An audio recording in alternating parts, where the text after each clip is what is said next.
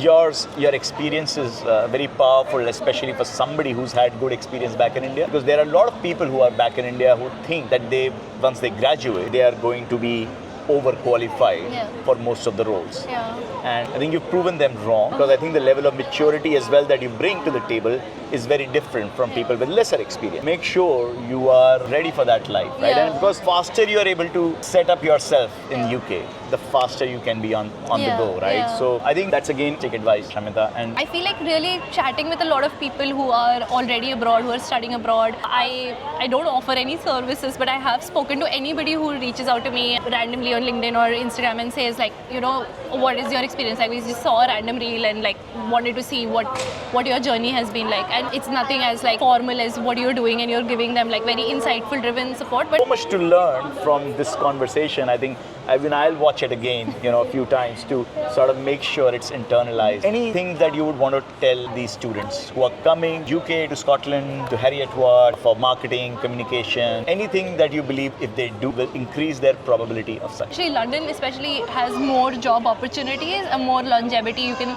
think like 5 years, 10 years down the line. Just having like one-off conversations with people really helps you make that decision. Otherwise, like I feel like a lot of students here initially come here and are also like spending a lot of time getting used to like reality, and also like looking for that job, and also like falling, at least like South Asian society puts so much pressure on them to be productive, to achieve something and land that job. So I feel like really looking at options and speaking to more people. If you are looking to study abroad, then watch this full video and subscribe to our channel to stay updated. There are some weird questions coming in my mind. Okay, so I'm not going to be afraid, but I'm just going to ask how much. And if you're not okay to share, don't share. How much were you being paid? Like, you were being paid per hour while you were doing part-time, and how much was? No, I was like salary here, and I was like luckier because I was getting like a London equivalent of the salary. So my first package was somewhere around £18,000 per year, but like that, some of that goes into like your pension and tax and stuff.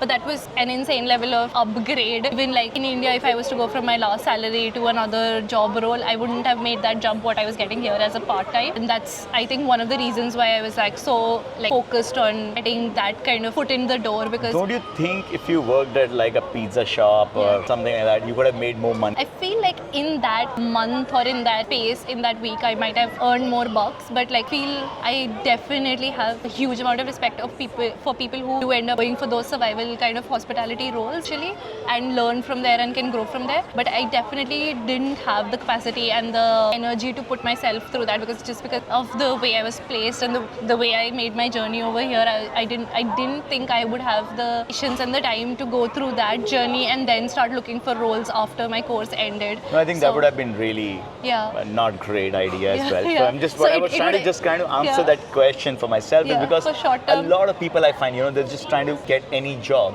and they will pick the highest paying one. But I think the clever part is not to pick the highest paying one, but the one most relevant to the skills you want to build, right? And that got her a full-time job, right, guys? So hence proved, all right? So, but I think that's one thing which was one important part I wanted to understand from you as well. There is Scotland versus London, right? I think that's again a crazy part. I'm seeing a lot of job openings in Scotland. You went to study in Scotland, then you were flying and like taking trains to London to work here. What is your thought? If you had to redo the whole thing, would you have studied in London, studied in Scotland? Oh, studying in London was like, I got into a lot of programs that I was interested in, but I did not have the bank balance for them. And I was like, okay, that's like almost double the amount of investment into a course that's going to be perhaps shorter. Some of the London courses were like 9 months, 10 months. And then I didn't go. The thing is, long story short, cost of living savings that happened because I lived in Scotland sort of helped me ride over that initial point until I reached break even to sort of start making like enough, like not savings, but like at least something to tell my brain that okay, you're no longer in like that financial stressful point. Right. I think these are all the questions which I'm trying to answer for my students. And Scotland definitely, sorry to cut you off, but Scotland definitely wins over in terms of people, and they're great. And I'm a staunch supporter of like living in Scotland because people are just amazing. So in terms of like that transition, people were amazing. People were very welcoming. It was easier for me at least, like my journey. I think my friends at Heriot-Watt would also agree that like the experience of Scotland is way better than what people in students London. Yeah, please be nicer to Shamita and her friends. Yes, absolutely. And England, as in comparison, especially London, especially has more job opportunities and more longevity. You can think like 5 years, 10 years down the line. Scotland did not was not giving me that stability or that promise immediately. And if I had been more patient, or if I had more money or privilege, I would have been like, okay, let's do this out and see what happens. Like I said, I feel like I was on a ticking clock. And but do you think a lot of students are studying in Scotland but then moving to London or other cities to get jobs, finding enough jobs in Scotland? I think they do end up finding like decent jobs like Scotland as well. I think because of how the job market and just the pace of Scotland is a lot slower, that might be achieved in like 6 to 9 months, as opposed to like London, somebody would be like hiring immediately. We need you to start next month. Like it might just be a lot more time you're sitting, searching and waiting for that opening in the right company. That's a very interesting insight. You know, that Scotland would take maybe slightly more time, just going with that same pace, whereas London would be moving much faster.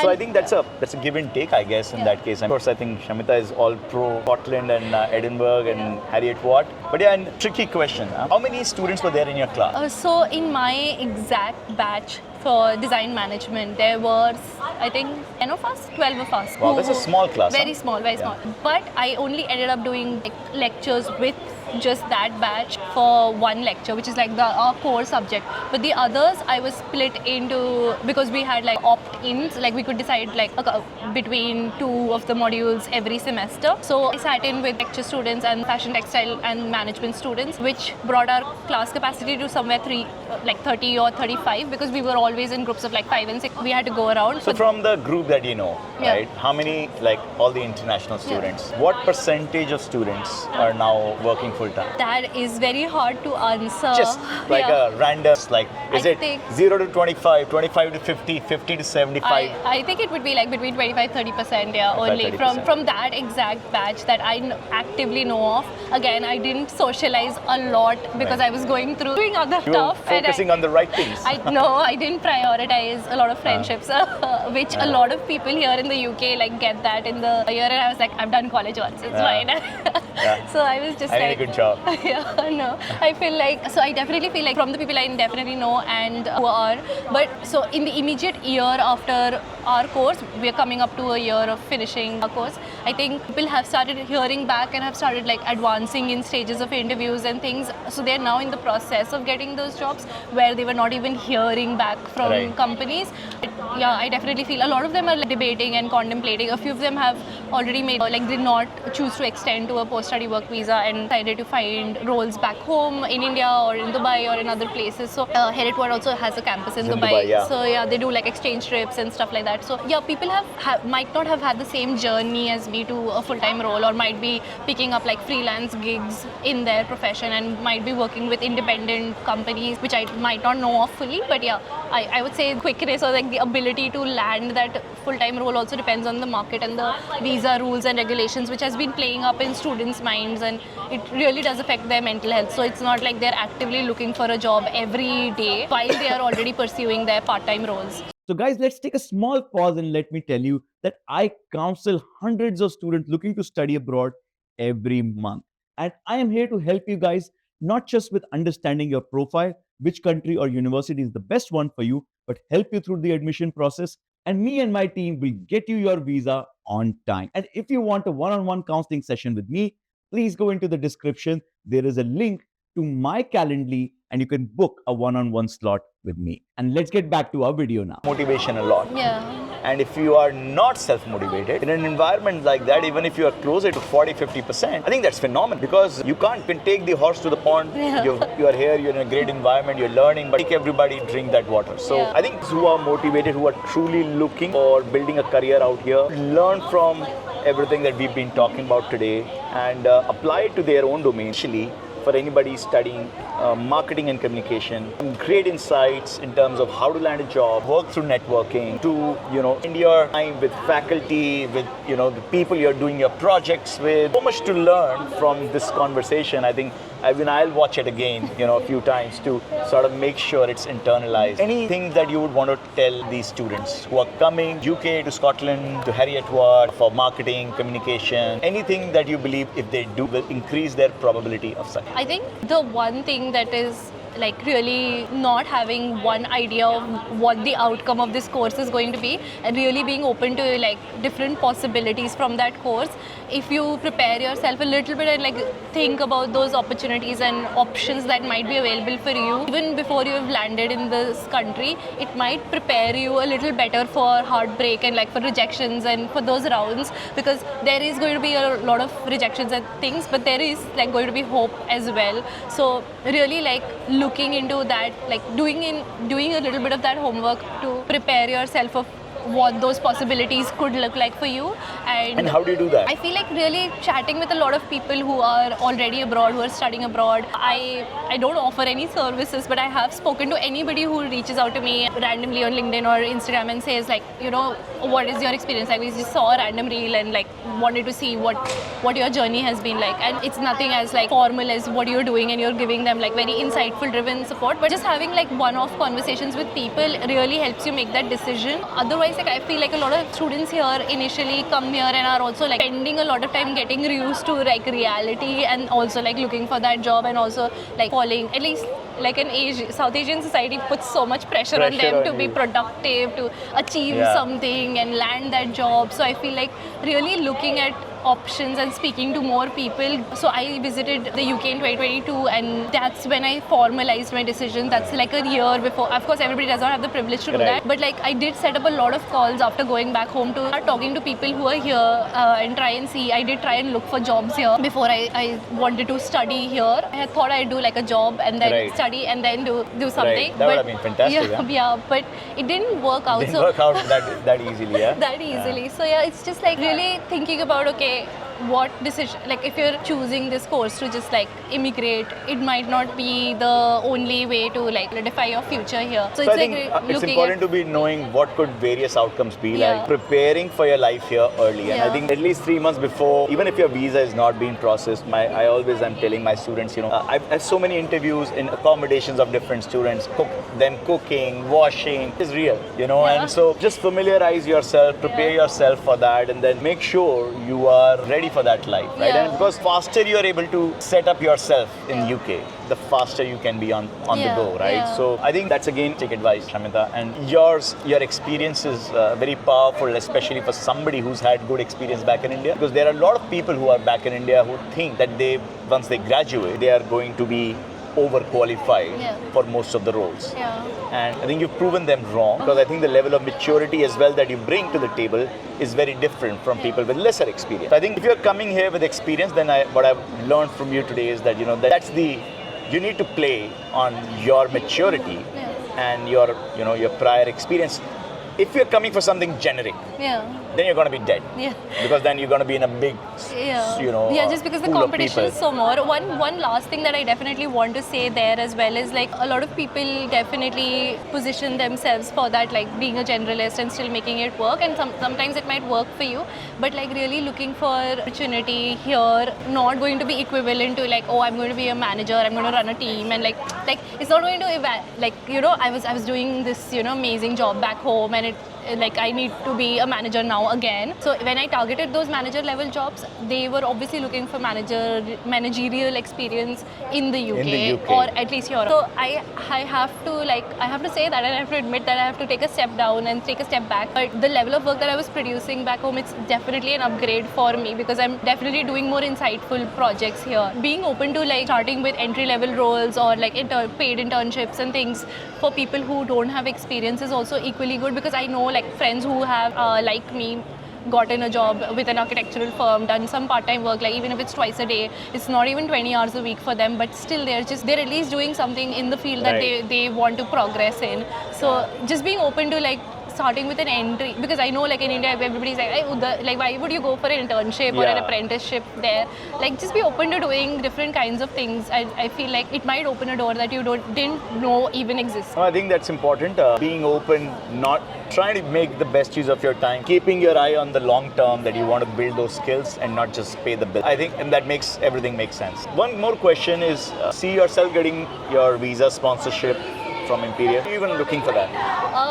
That's a very interesting question. I don't know, like the Brits would say, it's a very interesting question whenever they want to avoid conflict.